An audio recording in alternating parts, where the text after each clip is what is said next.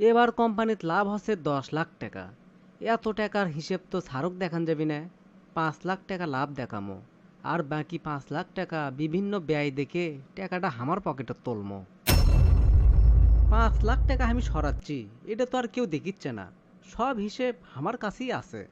আমি না খুলে কেউ আমাকে ধরবেরই পারবি না। ইনকে প্রতি মাসে যদি আমি 5 লাখ টাকা করে কামাই করি, তাহলে আমার বড়লোক হওয়ার ঠেকায় কে?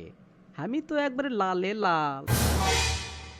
আক্কেল, ক্যারে আক্কেল, কুটি গেলু রে? এদিকে আয় তো। কি কোন স্যার, আপনি আমাকে ডাকলেন? শোন আক্কেল, এটি 5 লাখ টাকা আছে। এই টাকাটা নিয়ে যায় ব্যাংকত জমা দিয়ে আয়। আর সব দিকে আনা খেল থুস, কেউ যান কোনো প্রকারের ফাঁকি না দেয়। এবার কিন্তু কোম্পানির অবস্থা খুবই খারাপ। এই রকম অবস্থা যদি প্রত্যেক মাসে হয়, তাহলে কিন্তু থালি লিয়ে রাস্তাত ভিক্ষে করা লাগবি। কথাটা মনে থুস। আর যদি দেখি কেউ কামত ফাঁকি দিছে, তাহলে কিন্তু তাকে আমি বরখাস্ত করবো। সগলিক সাবধান করে দিস। আচ্ছা স্যার, আমি সগলি সাবধান করে দেমহিনি। সগলি তো কাম ঠিক মতোই করে, আপনি নিশ্চিন্তে থাকেন।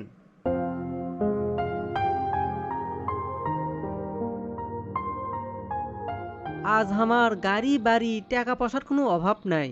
গাড়ি আছে 5টা, বাড়ি আছে 10টা, আর নিজস্ব ব্যবসা প্রতিষ্ঠান আছে 3টে। আমার কর্মচারী আছে 500-র বেশি। খালি সুখ আর সুখ। হা হা হা। মিথ্যে না ব্রেন খাটে না চললে দুনিয়াদারি করা কঠিন।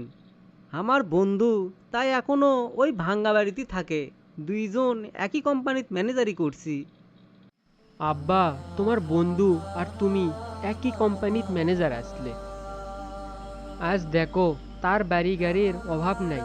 তার বেটা কলেজত এক এক দিন এক এক গাড়ি লিয়ে আসে, হাতত দামি ঘড়ি, মোবাইল। প্রতিদিন বন্ধু এরক লিয়ে রেস্টুরেন্ট পার্কত আড্ডা দিয়ে বেড়াই।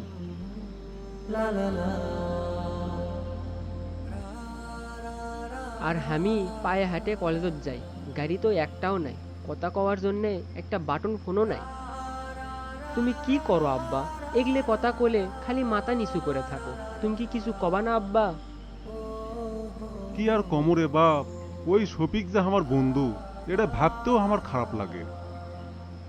তোমার বন্ধুর মতো উন্নতি করবে পাবা না দেখে তোমার বন্ধু ভাবতে খারাপ লাগে? তুই এখনো ছোট মানুষ বাবা, তোর এখনো বয়স হয়নি। আর আমি তো এমন শিক্ষা দেইনি যে তুই বুঝবু না। আমি আর ছোট নাই, এখন আমার যথেষ্ট জ্ঞান বুদ্ধি হসে। শাক দিয়ে মাছ ঢাকতে চাও না? তোকে একটা আমি প্রশ্ন করি, তুই সঠিক উত্তর দিব। ধর, আমাদের বাড়িতে একটা লোক আছে, তাক দিয়ে বাজার করানো হয়, সংসারের টুকটাক কাজ করানো হয়। তার বিনিময়ে তাক 10,000 টাকা বেতনও দেওয়া হয়। প্রতিদিন বাজার করার জন্য তাক 1,000 টাকা করে দেওয়া হয়। সে যদি প্রত্যেক দিন 4 থেকে 500 টাকা তার নিজের পকেটে ঢুকায়, আর বাজার থেকে আসে সব জিনিসের দাম বেশি করে ধরে 1,000 টাকা মিল করে দেয়, তাহলে ওই লোকটা আমার কাছে তো ভালোই হবে। তার কারণ হচ্ছে সে প্রতিদিনের হিসেব একবারে ঠিকঠাক মতোই দেয়। তোমার কাছে হিসেব ঠিক মতো দিচ্ছে, কিন্তু অন্যদিকে তোমাকে তো ঠকাচ্ছে। সেটা তো আমি জানি না যে হামাক তাই ঠকাচ্ছে। আমি তো তার প্রতি খুশি থাকবো, কারণ সে আমার কাজগুলো ঠিকভাবেই করে। আব্বা, ওই লোক যে খালি তোমাকে ঠকাচ্ছে, শুধু তো তাই লয়, নিজেকেও তো ঠকাচ্ছে। কারণ অন্য মানুষের যদি 1 টাকাও গোপনে আত্মসাৎ করি বা করার চেষ্টা করি, তার হিসেব আল্লাহর কাছে দেওয়া লাগবে। আর হিসেব যখন আল্লাহর কাছে দেওয়া লাগবে, তখন তো আমার হাত থাকবি খালি শূন্য। 1 টাকাও দেওয়ার মতো সামর্থ্য থাকবি না। খালি থাকবি নিজের শরীর। এই শরীর দিয়ে সেদিন সব দেওয়া লাগবে। তাই এই পৃথিবীর যতদিন বেঁচে আছি, ততদিন কারো 1 টাকাও যেন আমার কাছে না আসে। আর যদি নিজের অজান্তে চলে আসে, তাহলে আল্লাহর কাছে সবসময় প্রার্থনা করবো, আল্লাহ যেন আমাক মাফ করে যায়। তাহলে বুঝছো বাবা, অন্যের সম্পদ আত্মসাৎ করলে কি হয়? এই কাজগুলো করছে আমার বন্ধু শফিক। আর সেই জন্যে আমার বন্ধুর এত টাকা পয়সা আর এত বড় লোক। আমি তো বুঝেছি বাবা, একটা কাজের লোকের হিসেব দিয়ে। এই লোক তো গরমিল করছে মাত্র 400 থেকে 500 টাকার, আর আমার বন্ধু শফিক তাই গরমিল করছে লাখ লাখ টাকার। আমি সৎভাবে জীবনযাপন করি, তাই আমার বাড়ি গাড়ি ব্যাংক ব্যালেন্স কিছুই নাই। আমার টাকা পয়সা নাই ঠিক আছে, কিন্তু পরকালে হিসেব দিতেও আমার কোনো সমস্যা নাই। আমি তো পরকালের ওই হিসেবের ভয় করি বাবা, আর কিছু না। কে চায় না বাড়ি গাড়ি করতে, কিন্তু অসৎভাবে না, সৎভাবে জীবনযাপন করার চেষ্টা করো বাবা। আমি চাই না আব্বা বাড়ি গাড়ি টাকা পয়সা, অত সুখের জীবন আমার দরকার নাই। আমি তোমাক অনেক ভালোবাসি আব্বা। আমার জন্য তোমার অবৈধ টাকা কামাই করা লাগবি না, আর কবরে যার হিসেব তারই দেওয়া লাগবি। আমাকে সুখী করবে যায়, তুমি কিসের জন্য জাহান্নামের আগুনের জ্বলবা? তুমি যা করছো ঠিক করছো, আমি আর কোনোদিন তোমাক কষ্ট দিব না আব্বা। আমাক মাফ করে দিও, আর দোয়া করবা আমি যেন লেখাপড়া করে মানুষের মতন মানুষ হবার পাই। এই আশা নিয়েই তো অনেক কষ্ট করে মানুষ করিচ্ছি বাবা। আব্বা, আমরা বন্ধুরা মিলে কক্সবাজার ঘুরবে যাবো, তুমি আমাকে 1 লাখ টাকা দাও তো। যাবু যা, সেটা আবার হামাক কোয়া লাগবি? ম্যানেজারের কাছ থেকে লিয়ে যা। এই না হলে আমার বাপ। থ্যাংক ইউ আব্বা, আমি তাহলে আসি। আমার সম্পত্তির অভাব নাই, আমার এক না মাত্র বেটা, তাই যদি টাকা পয়সা খরচ না করে করবিটা কে? আর আমার সম্পত্তি সারা জীবন খরচ করেও আমার বেটা ফুরে বেরবার লয়।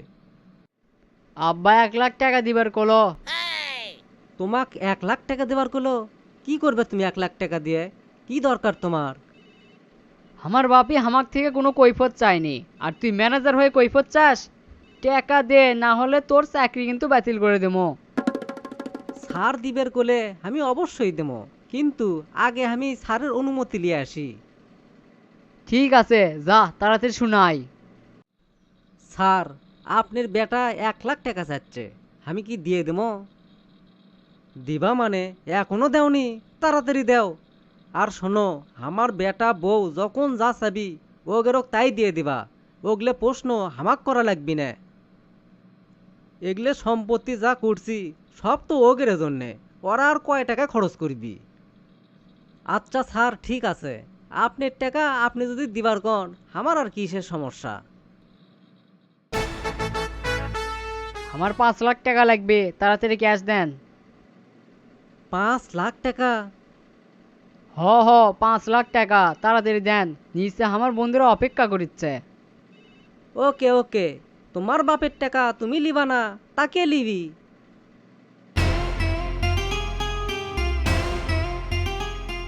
ম্যানেজার সাহেব, আমার 10 লাখ টাকার দরকার। আমি কিছু গয়নার অর্ডার দিছি, তার জন্য টাকাগুলো লাগবে। ও ম্যাডাম, আপনার টাকার দরকার? আপনি খালি আমাকে একটা ফোন দিলি হলো হিনি, আমি আপনার টাকা পৌঁছে দিয়ে আসনো হিনি। মিথ্যে না, দাঁড়ান, আমি টাকা দিচ্ছি। স্যার, আপনার ব্যাংকে যা টাকা আসলো তা তো আপনার বেটা আর আপনার বউ সব তুলে শেষ করছে। বাকি আছে আপনার এই ব্যবসা প্রতিষ্ঠান। কিন্তু আমি যতদূর জানি আপনার নামে ব্যাংকত কোটি কোটি টাকা লোন আছে। আপনার যে বাড়ি আর ব্যবসা প্রতিষ্ঠান এগুলো তো এখন নিলামত উঠবি। আমি জানি আমার এই পরিস্থিতির জন্যে আজ আমি দায়ী। ওগের কথা চিন্তা করে আমি টাকার পাহাড় করছি, আর আজকে ওরাই আমাক রাস্তার ফকির বানালো। কথায় আছে, যেমন কর্ম তেমন ফল। অতিরিক্ত বিলাসিতার মধ্যে থাকে আমার বেটা তো মানুষ হয়নি, আমার বউটাও টাকার মোহে পড়ে খারাপ হয়ে গেছে। আমার মতো লোকের এর চেয়ে ভালো কিছু হওয়ার কথা লয়। আমি আপনাকে সাবধান করে দিয়েছিলাম, আপনি তখন অহংকারে ডুবে আসলেন। আপনি থাকেন আপনার অহংকার নিয়ে।